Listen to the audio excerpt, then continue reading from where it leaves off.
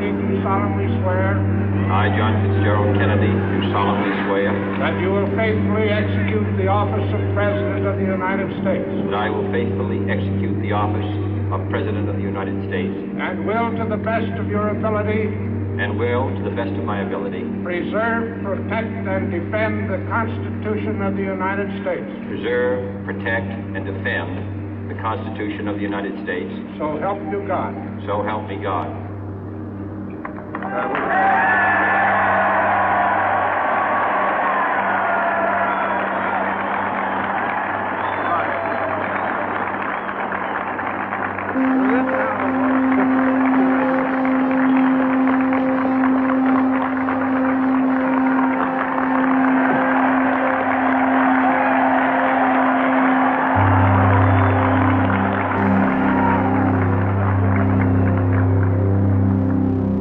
Vice President Johnson, Mr. Speaker, Mr. Chief Justice, President Eisenhower, Vice President Nixon, President Truman, Reverend clergy, fellow citizens. We observe today not a victory of party, but a celebration of freedom, symbolizing an end as well as a beginning, signifying renewal as well as change. For I have sworn before you and Almighty God the same solemn oath our forebears prescribed nearly a century and 3/4 ago. The world is very different now, for man holds in his mortal hands the power to abolish all forms of human poverty and all forms of human life. And yet the same revolutionary beliefs for which our forebears fought are still at issue around the globe. The belief that the rights of man come not from the generosity of the state, but from the hand of God. We dare not forget today that we are the heirs of that first revolution. Let the word go forth from this time and place to friend and foe alike that the torch has been passed to a new generation of Americans born in this century, tempered by war, disciplined by a hard and bitter peace, proud of our ancient heritage, and unwilling to witness or permit the slow undoing of those human rights to which this nation has always been committed and to which we are committed today at home and around the world.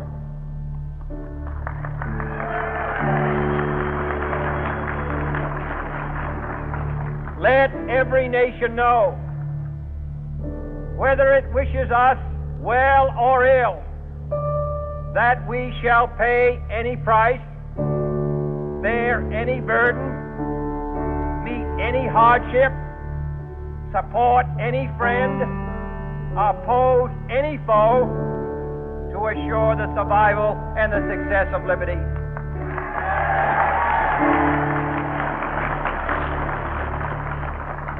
This much we pledge and more.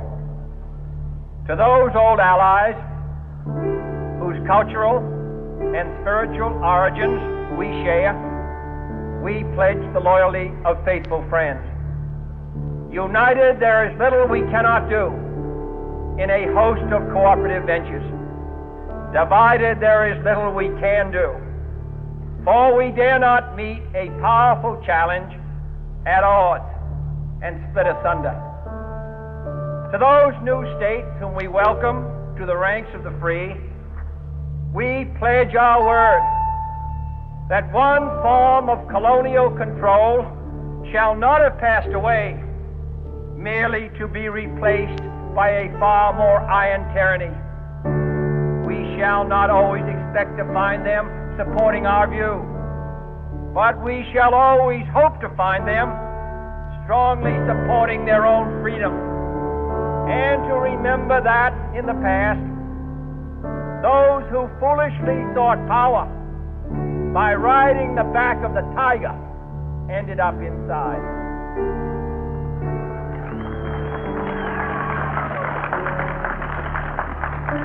To those people in the huts and villages of half the globe, struggling to break the bonds of mass misery, we pledge our best efforts to help them help themselves. For whatever period is required, not because the communists may be doing it, not because we seek their votes, but because it is right. If a free society cannot help the many who are poor, it cannot save the few who are rich.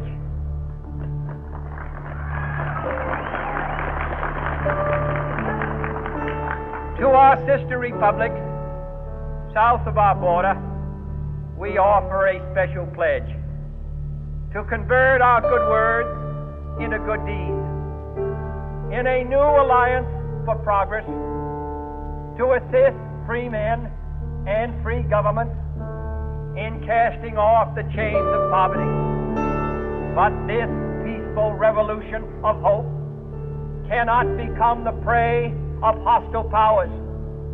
Let all our neighbors know that we shall join with them to oppose aggression or subversion anywhere in the Americas. And let every other power know that this hemisphere intends to remain the master of its own house.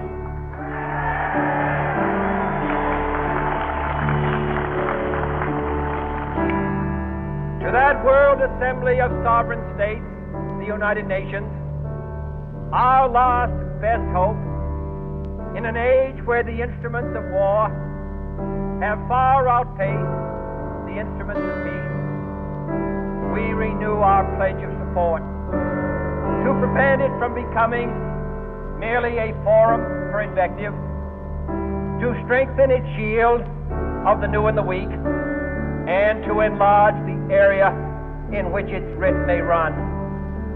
Finally, to those nations who would make themselves our adversary, we offer not a pledge, but a request that both sides begin anew the quest for peace. Before the dark powers of destruction, unleashed by science, engulf all humanity in planned or accidental self-destruction. We dare not tempt them with weakness, for only when our arms are sufficient beyond doubt can we be certain beyond doubt that they will never be employed. But neither can two great and powerful groups of nations take comfort from our present course, both sides overburdened by the cost of modern weapons, both rightly alarmed by the steady spread of the deadly atom, yet both racing to alter that uncertain balance of terror that stays the hand of mankind's final war. So let us begin anew, remembering on both sides that civility is not a sign of weakness, and sincerity is always subject to proof. Let us never negotiate out of fear, but let us never fear to negotiate.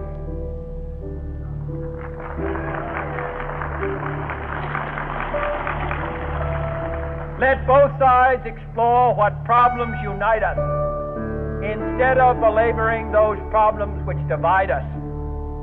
Let both sides, for the first time, formulate serious and precise proposals for the inspection and control of arms, and bring the absolute power to destroy other nations under the absolute control of all nations.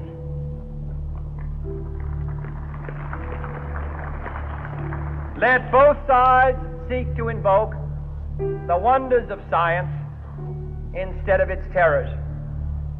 Together, let us explore the stars, conquer the deserts, eradicate disease, tap the ocean depth, and encourage the arts and commerce.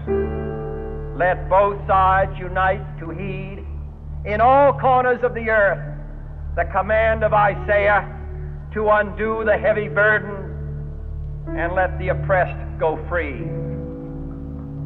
And if a beachhead of cooperation may push back the jungle of suspicion, let both sides join in creating a new endeavor. Not a new balance of power, but a new world of law, where the strong are just, and the weak secure, and the peace preserved. All this will not be finished in the first 100 days, nor will it be finished in the first 1,000 days, nor in the life of this administration, nor even perhaps in our lifetime on this planet. But let us begin.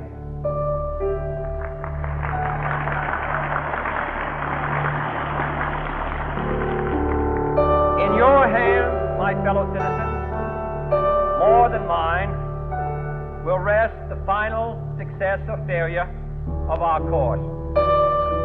Since this country was founded, each generation of Americans has been summoned to give testimony to its national loyalty.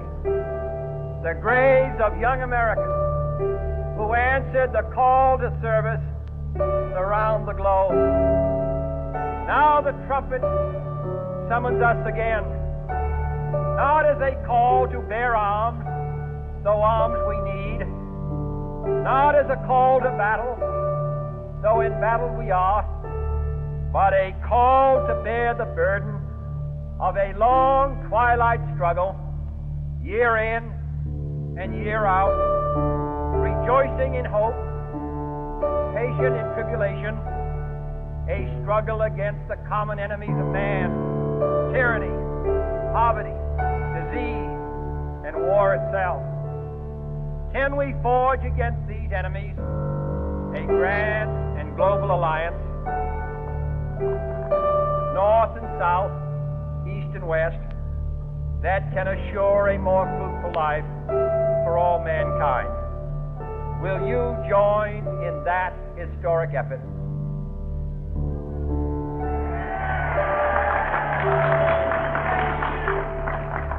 In the long history of the world, only a few generations have been granted the role of defending freedom in its hour of maximum danger. I do not shrink from this responsibility. I welcome it.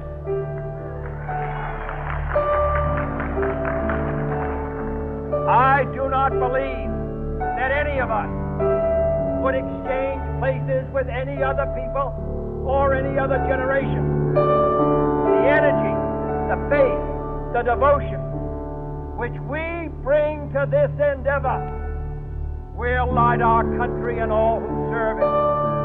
And the glow from that fire can truly light the world. And so, my fellow Americans, ask not what your country can do for you. Ask what you can do for your country.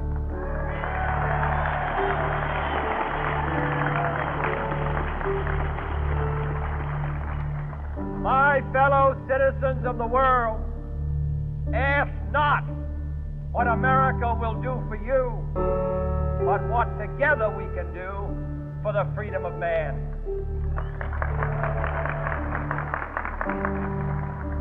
Finally, whether you are citizens of America or citizens of the world, ask of us here the same high standards of strength and sacrifice which we ask of you.